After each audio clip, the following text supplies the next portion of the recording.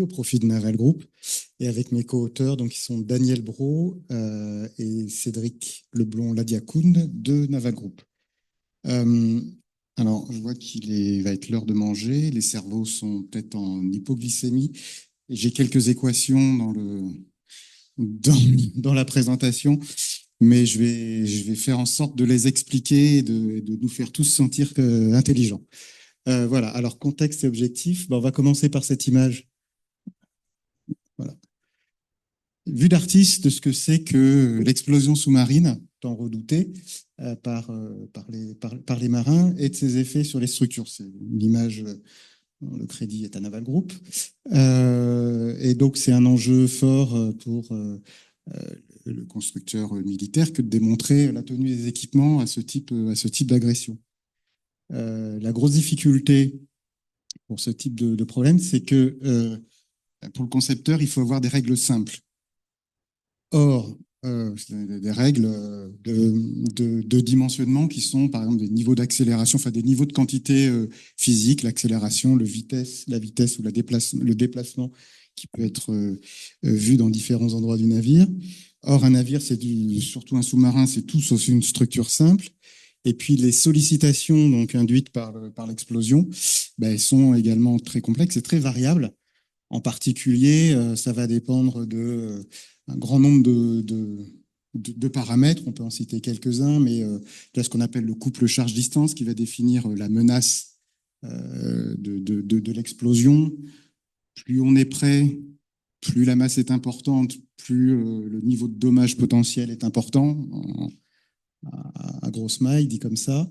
Mais également sur l'équipement, la façon dont il est monté à bord, où il est monté à bord, quelles sont ses caractéristiques physiques, sa masse, ses caractéristiques vibratoires, ses fréquences, etc.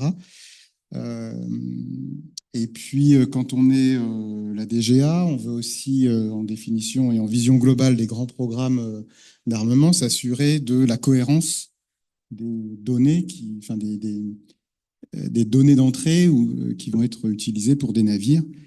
La réponse d'un équipement qui est à bord d'un petit sous-marin va pas être la même que le même équipement qui serait à bord d'un plus gros sous-marin, etc., etc. Donc, il y a un très grand nombre de paramètres à prendre en compte. Et puis, alors, on traite ça de manière quelque part déterministe. C'est une explosion qui arrive, mais l'explosion, elle peut arriver, toutes choses égales par ailleurs, n'importe où dans l'environnement du navire. Alors cette complexité, les ingénieurs et les constructeurs du naval de défense, ils sont habitués. Et il y a eu des changements de paradigme ou de façon de faire sur ce type de problème. En gros, depuis la Seconde Guerre mondiale jusque dans les années Agosta, ça date de quand, Philippe? Moi, je ne sais plus les essais Agosta, des années 2000, on va dire, quelque chose comme ça. Ouais, voilà, 2000. On a la possibilité de réaliser des essais. Alors, pas dans les conditions d'agression redoutées, mais voilà, des essais qui fournissent des données très utiles au dimensionnement, peut-être sur des structures à l'échelle. Mais les essais, ça coûte cher, on peut pas. On fait 5-6 tirs par campagne d'essai, on en fait tous les 10-20 ans. Voilà, donc c'est effectivement quelque chose qui fournit de l'information, mais qui n'est pas totalement, qui va pas être représentatif de l'ensemble des situations qu'on aimerait regarder. Et puis évidemment, depuis 20 ans, on va dire même un peu plus, si on est dans le champ de la dynamique des structures, c'est la montée en puissance des simulations numériques qui permettent d'étudier ce type de problème. Et là, on va se placer du point de vue du champ de la simulation numérique. Et l'avantage du numérique, moi qui suis numéricien, je vais parler d'abord des avantages, c'est qu'on peut faire à peu près tout ce qu'on veut en termes justement de dépendance paramétrique, d'études de situation.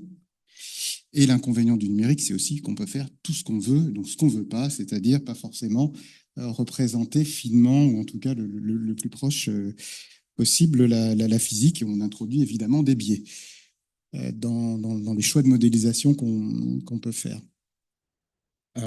Et puis simuler ça, ouais, juste avant de passer, ouais, on peut rester là. Simuler le problème, voilà, dans son ensemble. Il y a des outils numériques qui permettent de le faire. Natacha, qui représente Principia dans la salle, en sait quelque chose, je pense, avec des outils où on va vouloir représenter l'explosion, la propagation de l'explosion, l'onde de choc qui est engendrée par l'explosion, éventuellement d'autres phénomènes comme la pulsation de la bulle, la propagation de l'explosion, ces réflexions font surface éventuellement, l'interaction de l'onde avec, enfin, cette pression avec la coque, la réponse des équipements à l'intérieur de la coque qui, suivant finalement leurs caractéristiques physiques, vont influencer également cette interaction. Moi, c'est un ensemble de phénomènes assez complexes et complets à prendre en compte. Et les simulations élémentaires, c'est de ce qu'on appelle ces simulations couplées, enfin les coûts de simulation de ces simulations couplées, hein, c'est ce cas-là, s'avère assez important. Il y a un outil leader aujourd'hui que les gens de ces problèmes-là connaissent bien, qui est un outil plutôt d'origine états-unienne, qui est encore qui fait foi chez Naval Group et la DGA, qui est le code USA-LS-DINA, donc qui permet ces calculs couplés. Pour un tronçon de sous-marin, sans rentrer dans les détails, un tronçon, on va essayer de représenter la maille du sous-marin de manière réaliste.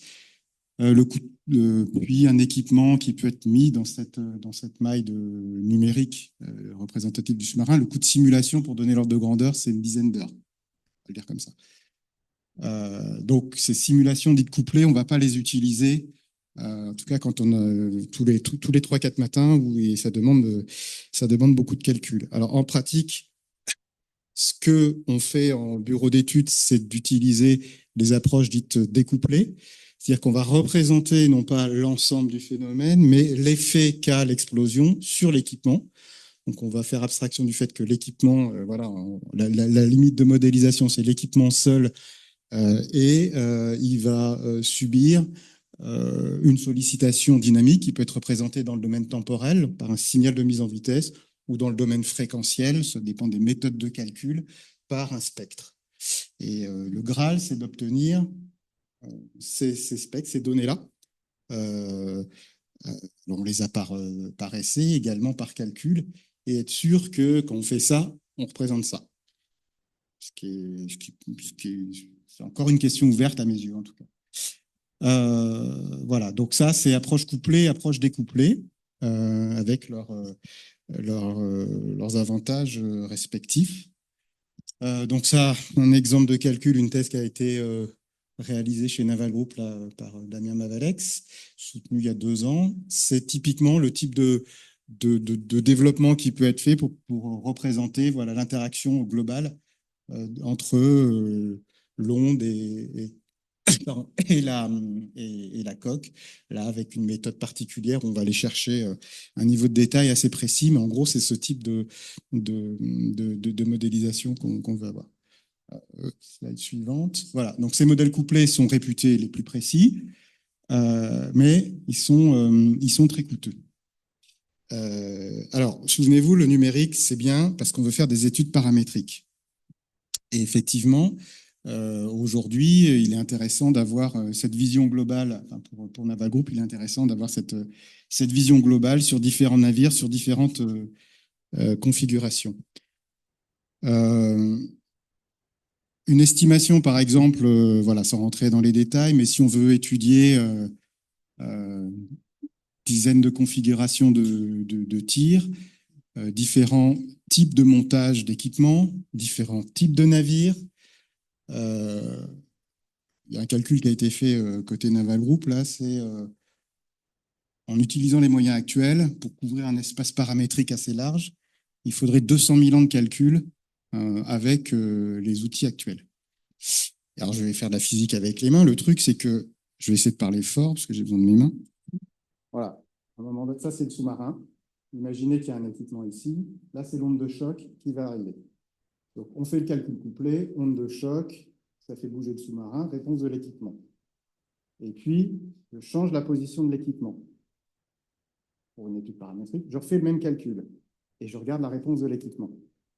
Et c'est ça qui fait que tout est coûteux, c'est qu'on recalcule à chaque fois des phénomènes. Est-ce que si j'ai besoin de calculer simplement la réponse de l'équipement, que la coque ne change pas, que l'onde qui arrive ne change pas, est-ce que je vais devoir remettre en œuvre un calcul tout couplé, très coûteux? Est-ce que je ne pourrais pas simplifier les choses? Et ben, c'est ce qu'on a proposé de faire avec mes co-auteurs en développant une méthode. Alors, on ne l'a pas développée, en fait, on l'a quelque part redécouverte, mais on l'a redécouverte entre guillemets un peu astucieusement. Et en fait, l'idée, c'est vraiment d'essayer de découpler les phénomènes. Et lorsqu'on veut faire cette étude paramétrique, ne calculer que ce qu'il y a à, enfin, recalculer que ce qu'il y a à recalculer. Donc, séparer, par exemple, le problème de l'interaction de l'onde avec la coque, la réponse de l'équipement, et combiner tous ces calculs pour reconstruire la réponse dans un espace paramétrique large. C'est ce qu'on va voir là. Alors, je vais vous présenter le principe de la méthode sur un cas analytique 1D. C'est là où il y a un peu d'équation, qui est le modèle de la plaque de Taylor, qui est un modèle très simple, mais c'est le modèle joué qui permet de comprendre et qui nous a permis de trouver les petites astuces qu'il fallait pour justement découpler, avoir une approche découplée tout en gardant la précision des calculs couplés. La plaque de Taylor, c'est, tu veux bien y aller? Ouais. Voilà, j'ai mis ça, très bien. Ok, voilà. La plaque de Taylor, c'est quelque chose qui est connu par tous les équipiers choc chez Naval Group ou de la DGA, ou des plus jeunes aux plus anciens. C'est le modèle élémentaire de ce qui se passe lorsqu'on étudie ce problème de réponse aux explosions. Alors, c'est une onde de choc 1D qui va interagir avec une plaque infiniment longue, monodimensionnelle, sur laquelle est suspendu un système masse-ressort. Alors les physiciens ou les mathématiciens qui réduisent les problèmes, ils y voient exactement le problème de l'explosion. Évidemment, l'architecte naval ne le verra pas comme ça. Mais globalement, il y a toute la physique dont on a besoin pour comprendre ce qui se passe. Et puis, du coup, ça permet aussi de manipuler des équations. C'est ça l'intérêt, évidemment, de ces modèles analytiques. Et donc, en gros, c'est représentatif de la coque, l'équipement et l'explosion. On va décrire de manière analytique. Alors, ce système-là, un étudiant de maths sup bien câblé, normalement, je crois, ou maths spé, devrait être capable de le poser. C'est en gros un système à 2 degrés de liberté avec le déplacement de la coque, le déplacement de l'équipement, et il est donné par ces équations-là. On voit ici la réponse de la plaque avec son terme de masse, un terme de raideur qui sont les raideurs de couplage dans cette matrice-là, la réponse de l'équipement qui est donnée là avec sa masse et puis les termes de raideur de couplage. Ici, le chargement en pression qui vient sur la coque. Il est transmis à l'équipement, mais il est imprimé que sur la coque. Et puis ici, on a un terme d'interaction fluide-structure. C'est le rayonnement de la pression par la coque. Voilà. Donc, on a ce système-là, donne le mouvement de la coque, le mouvement de l'équipement, et puis la pression avec un modèle analytique, elle est parfaitement connue en fonction de la charge et de la distance. Ça, les codes de calcul couplés, c'est ce qui simule, évidemment, avec des termes beaucoup plus compliqués, où on va, si on prend en compte la géométrie réelle, mais en gros, il n'y a pas plus que ça dans un code de calcul qui est utilisé en méthode couplée. Suivant. Et du coup, pour essayer de découpler les problèmes, on se souvient de Newton, en fait, les lois d'action-réaction, et on va calculer de 2 façons la force qui s'exerce au niveau du couplage entre l'équipement et la coque. C'est là où on va découpler les problèmes. Voilà, donc on regarde le mouvement d'une masse seule qui est reliée à la plaque, donc l'équipement qui est relié à la coque, sur lequel est imprimée une force de couplage qu'on appelle phi. Voilà, ça revient à étudier ce problème-là, la masse toute seule, la plaque, enfin l'équipement seul, la coque seule, sans rien du tout. Et ça, on peut le résoudre analytiquement. Slide suivant. Voilà, je vous passe les détails, mais en gros, on arrive à expliciter, en passant dans le domaine de la place, peu importe, on arrive à expliciter voilà, le mouvement de l'équipement tout seul, ce qui est soumis à une force de couplage. Bon, puis on met en exergue des fonctions de transfert, des choses assez classiques qui mettent en jeu la masse et la raideur locale de l'équipement. Okay. Donc ça, on a regardé ce qui se passait sur la réponse de l'équipement. Maintenant, on va regarder ce qui se passe sur la réponse de la coque. La coque, elle est soumise donc à deux efforts. Celui qui vient de l'interaction fluide-structure, de l'explosion, et celui qui vient de la réponse de l'équipement, justement, au travers de cette force phi qu'on va expliciter. Ce cas-là, on sait très bien le faire, en tout cas dans la plaque de Taylor, il y a une solution analytique. Bon, sinon, au niveau numérique, on a des codes qui le font très bien.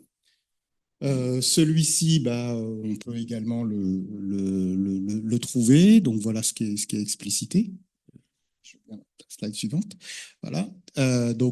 Sur l'onde, la réponse de la coque à l'onde seule. Alors ce qui est bien, c'est qu'on la considère sans équipement. Donc voilà, on peut mettre n'importe quel équipement dessus. On l'explicite comme ceci, toujours dans le domaine de la place. C'est une commodité d'écriture qui nous permet de trouver des solutions analytiques, mais c'est pas forcément plus compliqué. Et puis, le mouvement de la coque seule qui est soumise à l'action de l'équipement, voilà, c'est une équation aussi assez simple. Et puis, on met en exergue une autre fonction de transfert qui va faire le lien entre la force et la réponse de la coque. Voilà. Voilà, on a gagné. C'est simple, ça nous a pris quelques temps pour arriver à un truc comme ça, mais c'est simple. En exprimant donc de manière différente sur les deux problèmes, la force de couplage, en comparant les expressions, on arrive à expliciter la force de couplage. Et une fois qu'on a la force de couplage, on a la réponse de la plaque, c'est-à-dire de la coque, et la réponse de la masse, c'est-à-dire de l'équipement. Les réponses absolues ou le mouvement relatif des deux, c'est ce qui intéresse le concepteur.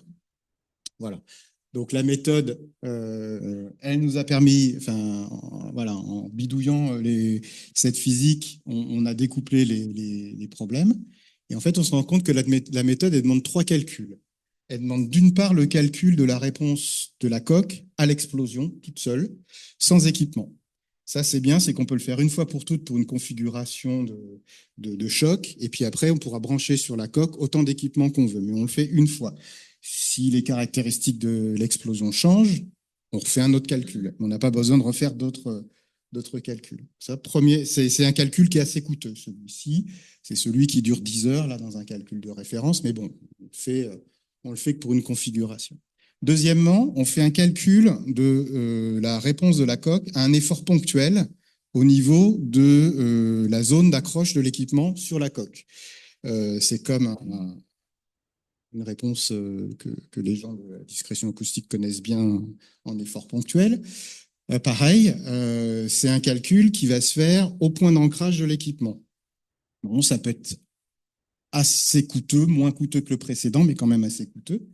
Et puis après, on fait le calcul de la réponse de la masse, c'est-à-dire de l'équipement à un effort ponctuel. Et ça, c'est un calcul de mécanique sur des équipements plus ou moins simples. Si c'est des systèmes masse-ressort ou des systèmes plus compliqués, c'est beaucoup moins coûteux. En gros, on a besoin de ces trois calculs. Et à partir de ces trois calculs, voilà, avec la recombinaison précédente, on calcule la réponse comme si on avait accès à des calculs couplés. Et on verra que le speed-up est assez important lorsqu'on veut faire des études paramétriques. Alors j'extrapole un petit peu et j'imagine un truc. On a la possibilité potentiellement de faire les modèles numériques de tous les sous-marins de la flotte française. On fait le calcul de la réponse du sous-marin, si on disposait de tout le modèle, à l'onde de choc. On définit des senseurs, des points de mesure. C'est comme faire un équipement virtuel où on vient recalculer la réponse. On vient après faire des réponses ponctuelles à comme si on avait un marteau de choc virtuel à tous les points d'accroche des équipements. Et après, on peut calculer la réponse de tout ce qu'on veut dans le navire. Il faut avoir réfléchi en amont, mais on peut le faire. Ça, et puis après, on peut changer d'équipement, on peut optimiser des équipements. Enfin voilà, il y a un potentiel assez fort de la méthode. Alors je dis pas, c'est la réalité en fait. On ne pensait pas comme ça au début qu'on a fait la méthode, mais avec l'usage, avec les équipes Navalou, on s'est rendu compte du potentiel de la méthode. Donc voilà, on peut avancer. Donc on calcule ça. Alors oui, j'ai mis, comme on était dans le domaine de la place, pour ceux qui ont des souvenirs où ou des enfants en classe prépa en ce moment, il y a un passage facile entre l'espace de Laplace et l'espace temporel qui s'appelle le produit de convolution. Bon, ça se calcule très bien. Voilà, ça se calcule très bien. On peut le faire. Donc, on a la possibilité de mettre en œuvre la méthode. Intérêt là-dessus, j'ai parlé d'aucun code de calcul. C'est-à-dire que la méthode, elle est agnostique du code de calcul qui peut être utilisé. Il faut être capable de calculer la réponse à l'explosion. Il faut être capable de faire des calculs de structure, mais que le code s'appelle LSDIN, Codaster, Abacus, ANSYS, etc., la méthode s'en fout. Donc c'est puissant parce que vous pouvez la mettre en œuvre de manière assez simple. Voilà. On va l'illustrer. Alors je crois que c'est sur la plaque de Taylor. Bah voilà, je reviens sur la plaque de Taylor. Bon, là j'ai fait là, comme si j'étais en conférence, c'est hyper sérieux. Je vous ai tout défini. En gros, bon, on définit une configuration et puis on va regarder les réponses d'équipement dont la masse est comprise entre 0 et 1 kg jusqu'à 5000 kg. Alors, c'est une vue de l'esprit, hein, 5000 kg pour un système comme ça, mais ça va nous montrer qu'on va retrouver des choses connues en construction navale militaire, des lois connues qui ont été mises en évidence également expérimentalement. Et puis, on va faire évoluer la gamme de fréquences de suspension, enfin les fréquences de suspension du système, sur une large gamme de fréquences, de 1 Hz à 100 000 Hz. Alors, c'est pour l'exercice théorique, parce que l'industriel, il ne regarde pas une gamme de fréquences aussi étendue. Et voilà ce qu'on a. Donc, allons-y. On compare la réponse déjà sur la plaque rigide là, en termes de vitesse. Alors, ce n'est pas un copier-coller de graphique, il y a bien deux courbes qui se superposent exactement à la précision machine. On retrouve le calcul couplé et le calcul avec la méthode des fonctions de transfert à la précision machine. Voilà, donc ça se passe bien, c'est validé. Bon, un exemple de validation, slide suivant. Pareil pour le calcul de la force à l'embase, ça a été plus pour nous pour vérifier que tout se passait bien dans l'implémentation, mais voilà, on retrouve les deux approches, les deux calculs avec encore une fois la précision machine. Slide suivant. Voilà. Et après, qu'est-ce qu'on obtient? On obtient ce type de données qui intéresse le concepteur. C'est la réponse en termes d'accélération maximum vue par l'équipement, en fonction de sa fréquence de suspension, et pour un ensemble de masses. Et on voit que, alors, unitairement pour une masse donnée, la fréquence, elle a ce spectre, ce qu'on appelle ce spectre de réponse, là, il a une forme assez classique. Je rentre pas dans le détail, mais c'est conforme à la physique. Voilà. Et on voit qu'il dépend de la masse et que plus la masse est importante, moins le niveau de réponse de l'équipement est fort. Ça, c'est quelque chose de très connu. Ça s'appelle loi de la réduction par la masse pour les initiés et que le numérique permet de retrouver. Bon. Ok, ça, on est OK là-dessus. Et puis après, on peut post-traiter ce type de données, stade suivant, puis obtenir voilà, des caractéristiques d'un spectre un peu gabarit qui va représenter ces réponses. Bon, et on voit les caractéristiques de ce spectre. Il y en a trois. Il y a le déplacement, le vitesse, l'accélération, qui varient en fonction de la masse. Tu peux passer registre, voilà, vitesse et masse. Puis on arrive à retrouver des corrélations et des choses qui sont assez proches de ce qu'on peut trouver à la fois dans la littérature scientifique et dans le savoir-faire des constructeurs navals dans le Naval Group, et de la connaissance de certains anciens de la DGA, sans doute maintenant déjà partis en retraite. Voilà. On l'applique à un cas simple, là, je vais aller assez vite parce que ça peut être rébarbatif, mais voilà, on peut l'étendre en cas 2D. Donc là, c'est un équipement dans une tranche de sous-marin. Pareil, on avait avec Naval Group également développé un modèle analytique qui nous a servi de référence, et la publication citée ici. Voilà, on retrouve normalement comme attendu. Alors voilà, là c'est une illustration des différents calculs élémentaires. Le calcul de la réponse à l'onde seule, le calcul de la réponse des réponses élémentaires. Bon, c'est juste de l'illustration. Et puis on retrouve de la même façon également à la précision machine les caractéristiques de réponse, de déplacement, vitesse et accélération. Voilà, de l'équipement. Et puis toujours, donc, on peut calculer ces spectres-là. Alors, ce qui est intéressant, hein, c'est que Là, on le fait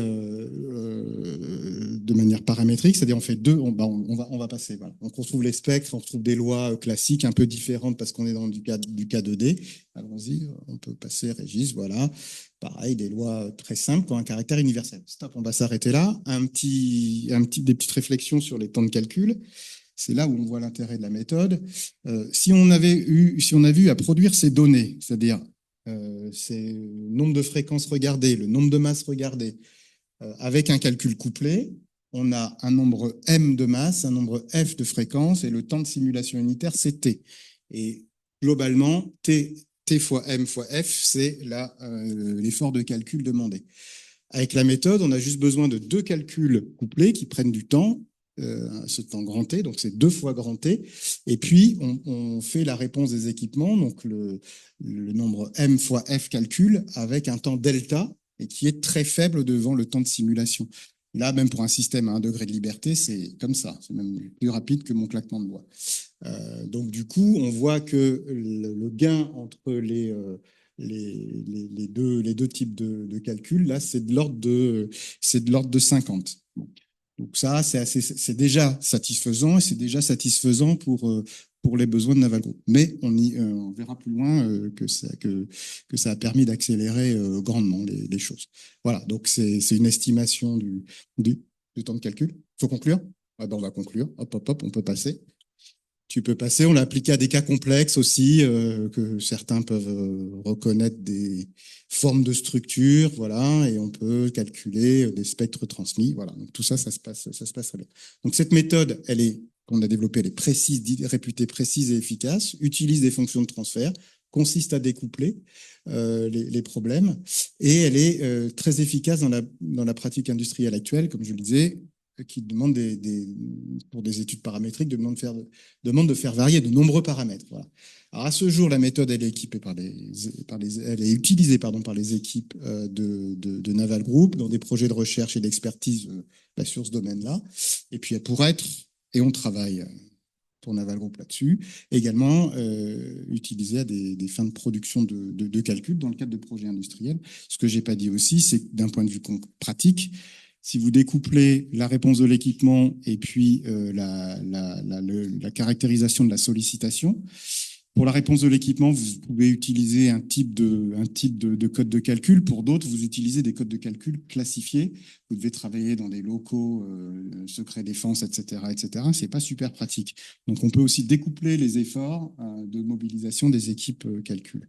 Alors, quand je disais tout à l'heure, on a fait le calcul avec Naval Group sur un projet en cours là qui demandait d'extrapoler, d'explorer un espace paramétrique large, 200 000 années de calcul en calcul couplé. On s'est rendu accessible par la méthode, il faut 3 semaines. 200 000, 3 semaines. J'ai la faiblesse de croire que c'est un petit avantage concurrentiel pour Naval Group là-dessus. Voilà, et ben, je vous remercie de votre attention.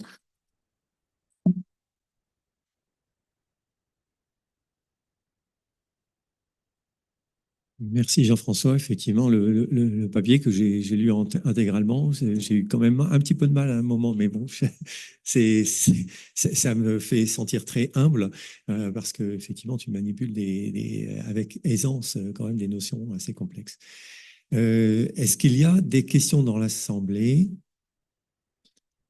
Moi, je vais déjà t'en poser une. En tout cas, tu n'as pas du tout fait de différence entre un équipement qui est monté à l'intérieur ou à l'extérieur.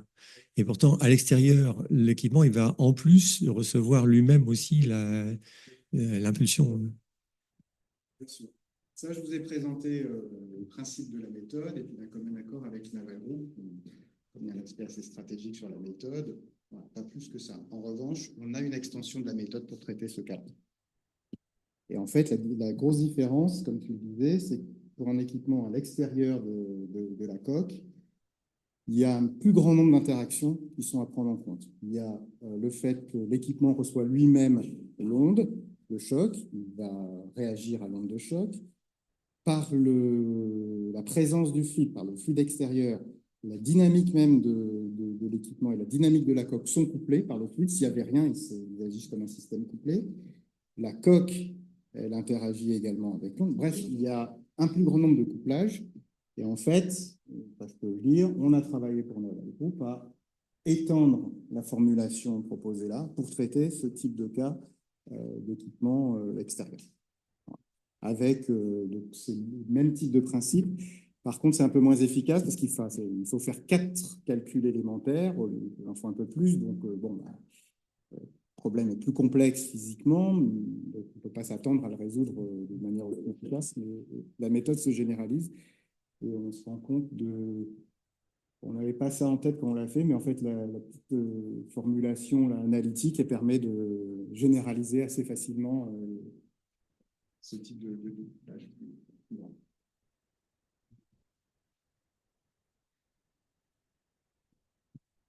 D'autres réactions? Voilà. Je me doutais quand même. Non, non, simplement, curiosité, les suspensions prises en compte pour les équipements sont des suspensions, disons, type acoustique ou des suspensions spécialement dimensionnées pour les chocs? Alors, c'est une question de modèle, c'est une question d'architecture de base, on va dire, mais tu peux mettre n'importe quel type de comportement dans le modèle et utiliser une suspension avec la caractéristique pour le choc. Quand on parle de suspension, c'est le problème, c'est le choc, avec leurs caractéristiques de masse, de raideur. Et tu traites aussi bien des cas d'équipements qui sont montés rigides. Oui, oui, avec la fréquence de suspension très élevée, par exemple. Ça va simuler le cas monté rigide.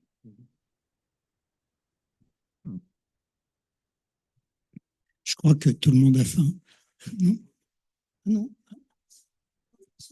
Dans les 3 semaines que tu citais tout à l'heure, c'est aussi avec des effets de la bulle ou c'est juste le choc primaire? Okay.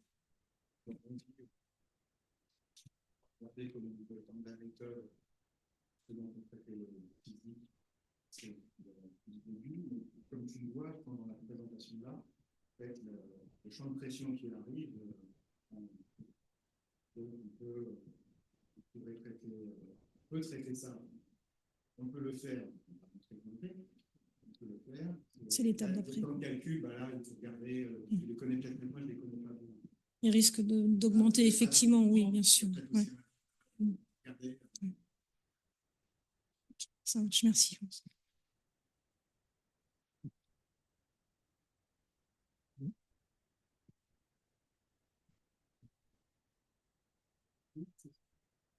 Oui. 10 000 G. Oui. Ah oui, ça fait quand même mal. Oui, alors. Oui. Oui. Alors, c'est 10 000 G pour une localisée, pour une masse très faible. C'est une valeur maximum, etc. Comment on le traite et comment on fait le lien entre cette valeur et les dommages, c'est un vrai problème. Je ne rentre pas là-dedans. Ça fait peur quand on voit la valeur. En fait, après, quand on fait le calcul de la réponse de l'équipement en fonction de ses caractéristiques, suivant les critères, etc., c'est pas aussi, il ne faut pas s'affoler autant que ça, quelque part. Et puis, c'est sur des modèles assez simples, donc là, analytiques ne sont pas totalement représentatifs d'un navire. On peut arriver à des niveaux potentiellement élevés. Ça, c'est la physique du choc. Et après, ça se traite. Pardon?